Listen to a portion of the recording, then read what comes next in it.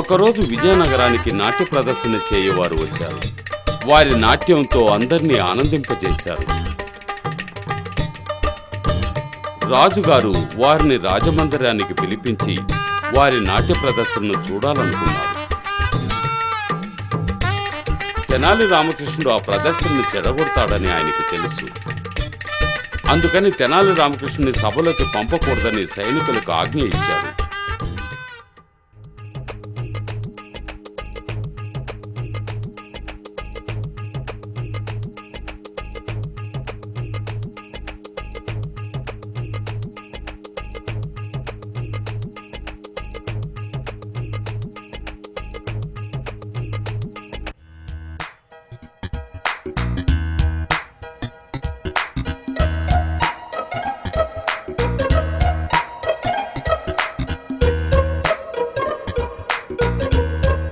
నేను లోనికి వెళ్ళవలెను.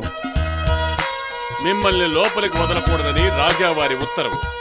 నేను మహారాజుల వారికి మిత్రుణ్ణి.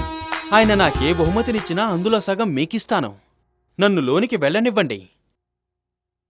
సరే, రాజావారు మీకు ఏమి బహుమతులిస్తారో అందులో సగభాగం నాకివ్వాలి. కృష్ణలీలలు నాట్య ప్రదర్శన చేస్తున్న వారి ముందుకు తెనాలి రామకృష్ణుడు వచ్చాడు. నాట్యం చేస్తున్న వారిని ఒక కర్ర తీసుకుని తెనాలి రామకృష్ణుడు కొట్టడం ప్రారంభించాడు.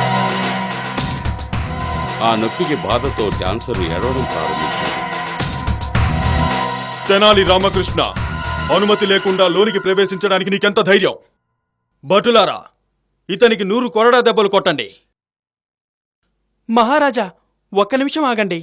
ఈ బహుమతిలో సగం అందుకోవడానికి భటులు బయట వేచి ఉన్నారు. తెనాలి రామకృష్ణుడు జరిగిన దాని గురించి రాజుగారికి వివరించాడు.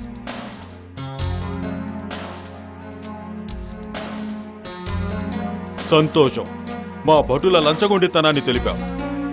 నీకు బంగారు నాణేలను బహుమతిగా ఇస్తాను.